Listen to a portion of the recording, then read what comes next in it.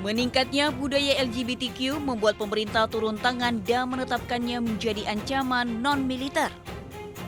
Materi pembelajaran terkait pencegahan LGBTQ pun dibuat untuk menangkal budaya ini masuk ke sekolah. Rencananya materi tersebut diberikan mulai kelas 4 SD.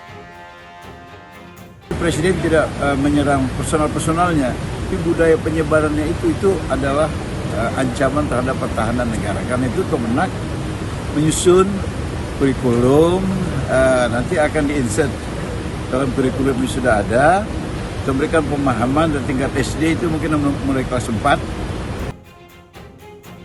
Larangan budaya LGBTQ tertuang dalam Peraturan Presiden Nomor 111 Tahun 2025 yang menjadi landasan bagi kebijakan umum pertahanan nasional periode 2025-2029.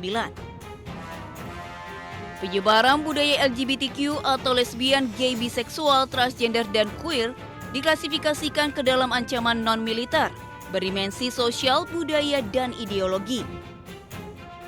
Peraturan Presiden tersebut telah resmi ditetapkan pada 25 Oktober 2025 lalu. Sementara itu, Majelis Ulama Indonesia menggodok RUU Pidana tentang LGBTQ.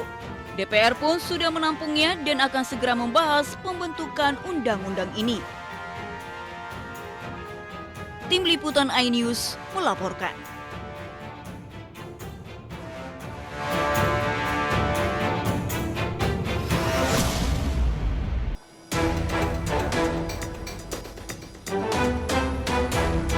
Roy Suryo lagi-lagi ajukan pra-peradilan ke Pengadilan Negeri Jakarta Selatan. Kali ini Roy mengajukan gugatan untuk menuntut ganti rugi ke Polda Metro Jaya terkait penanganan hukum kasus ijazah Jokowi, di mana berhubungan dengan putusan dari pra-peradilan pertamanya.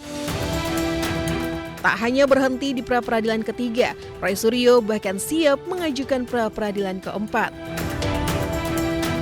Apakah kemudian mau lanjut dengan pra-peradilan yang keempat? Karena apa? Karena pra-peradilan yang ketiga sudah kami daftarkan. Dan insya Allah akan bersidang pada hari Selasa tanggal 28 Juli yang akan datang. Dengan materi adalah ganti rugi atas putusan pra-peradilan yang pertama. Nah ini kita bisa uji nanti. Apakah putusan ganti rugi itu akan kemudian diterima atau ditolak? Permohonan pra-peradilan ketiga Roy didaftarkan ke pengadilan pada Rabu 15 Juli 2026 dan teregistrasi dengan klasifikasi perkara mengenai ganti kerugian. Tergugat satu adalah Kapolda Metro Jaya, Direskrimum Polda Metro Jaya, Kasubdit Kamnek, dan tim penyidik.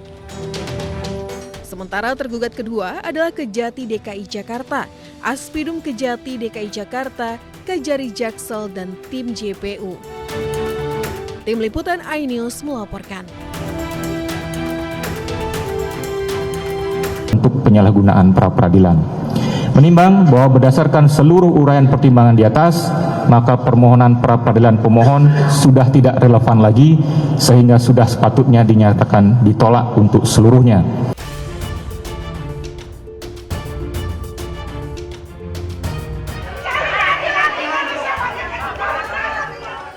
Ruang sidang berubah riuh oleh teriakan ibu-ibu pendukung Roy Suryo usai hakim membacakan putusan pra-peradilan. Kekecewaan pun ditumpahkan pendukung Roy Suryo. Hakim Tunggal Sidang Pra-peradilan Roy Suryo Iketut Darpawan memutuskan menolak seluruh permohonan pra-peradilan kedua Roy Suryo. Hakim menilai Roy Suryo sengaja memecah satu persatu dan menyalahgunakan pra-peradilan dengan tujuan menunda pokok perkara. Dengan demikian penetapan status tersangka Roy Suryo sah. Hakim Tunggal Iketut Darpawan menilai putusan pra-peradilan sebelumnya yang mengabulkan sebagian gugatan terkait penangkapan, penggeledahan dan penahanan tidak mempengaruhi pokok perkara. Nah, bagi saya menyerahkan sepenuhnya. Langkah selanjutnya pada para kuasa hukum saya. Mas Refli, Mas Abdul Ghafur Sangaji, Bu Soraya, Mas Tristan, kemudian Pak Yasena dan lain sebagainya. Ya, saya menyerahkan sepenuhnya. Apakah kemudian mau lanjut dengan pra-peradilan yang keempat? Karena apa? Karena pra-peradilan yang ketiga sudah kami daftarkan. Permohonan kliennya ditolak, kuasa hukum Roy Suryo Refli Harun menyatakan siap masuk ke pokok perkara. Kita hormati putusan ini dan tentu kalau ditanyakan pada Mas Roy, apakah Mas Roy siap untuk pokok perkara? At any time kita siap.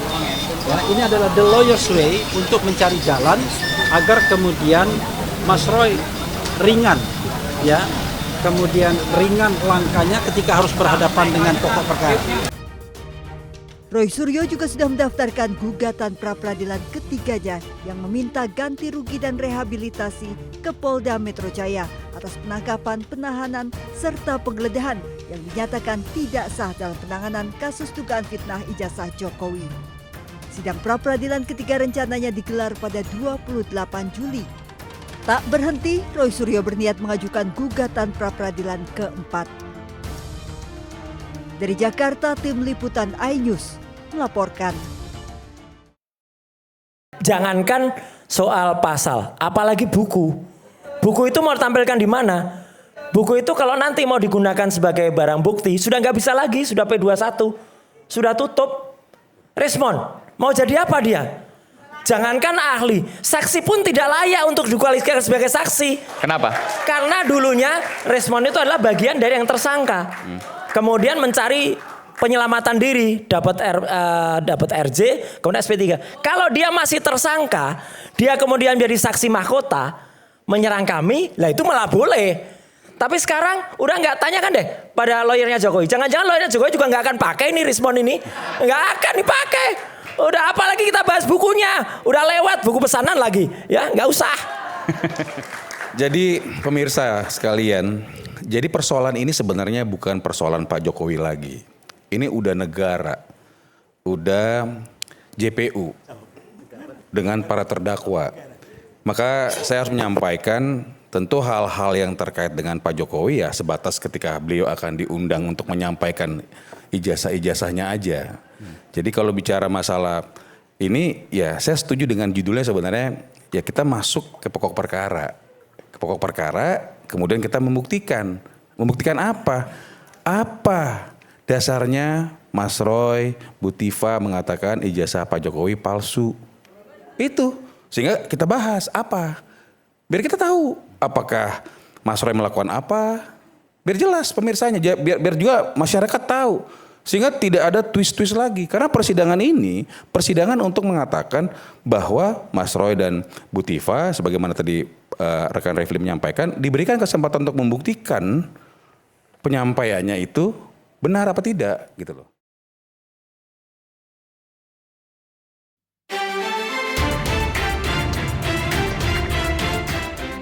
Kuasa hukum Febri Adriansyah, Hotman Paris Hutapea sesumbar jika Kapolri Jenderal Listio Sigit Prabowo tidak meminta izin kepada Presiden saat menetapkan mantan Jampitsus Febri Adriansyah sebagai tersangka. Hotman berdalih seharusnya Kapolri meminta izin kepada Presiden saat akan menetapkan Febri sebagai tersangka. Hotman bahkan menyebut sebagai tangan kanan Prabowo, Febri telah dikriminalisasi oleh polisi. Yang paling penting kalian bertanya, kalau Anda punya nyali bertanya, tanya kepada Kapolri, hei kenapa nggak nanya Pak Prabowo dulu sebelum melakukan ini terhadap tangan kanan dari yang dibanggakan oleh Presiden Prabowo. Tanya, saya baru tahu tidak ada izin. Begitu saja dipermalukan, ada apa? Tanya, makanya malam ini kalian langsung ke Mabes Polri tanya kalau kau bukan pengecut. Merespon pernyataan pengacara Hotman Paris Hutapea yang sempat menyinggung posisi Jampitsus Febri Adriansyah sebagai sosok kebanggaan Presiden Prabowo Subianto dan meminta proses hukumnya dikaji ulang, Menteri Sekretaris Negara Prasetyo Hadi menegaskan proses hukum terhadap mantan Jampitsus Febri Adriansyah tidak memerlukan izin khusus dari Presiden. Ya, itu kan kita kembalikan ke proses hukum ya. Jangan dikait-kaitkan juga dengan Bapak Presiden. Ya, sepenuhnya kita kembalikan ke mekanisme hukum yang berlaku. Tapi kalau pemeriksaan memerlukan izin Presiden, pejabat tinggi itu gimana? Saya rasa klaim ya saya rasa kembali kepada mekanismenya ya. Saya rasa nggak ada juga. Hanya pada saat masih proses pemeriksaan harus izin Presiden itu kan. Prasetyo juga secara tegas membantah anggapan tindakan hukum atau pemeriksaan terhadap pejabat setingkat Jampitsus harus mendapatkan persetujuan atau izin dari kepala negara. Menurutnya, sistem hukum di Indonesia sudah memiliki prosedur tetap yang mandiri. Tim Liputan Anyus melaporkan. Tanya kepada Kapolri, hei kenapa nggak nanya Pak Prabowo dulu sebelum melakukan ini terhadap tangan kanan dari yang dibanggakan oleh Presiden Prabowo. Tanya, saya baru tahu tidak ada izin.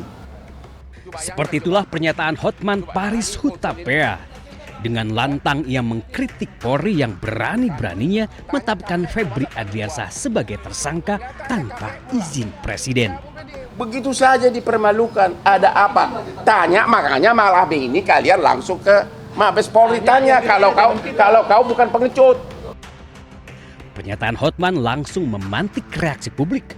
Koordinator Maki Boyamin Saiman bahkan menyebut selain sudah menjatuhkan marwah Presiden, Hotman juga diduga sedang membenturkan kepolisian, Kejaksaan Agung dengan Presiden. Kalau kemudian ini dikatakan harus izin, ini justru makin berbahaya ketika seakan-akan posisinya ini dibuat dua kubu. Kubu kepolisian yang bersama-sama Kejaksaan Agung, satu keranjang.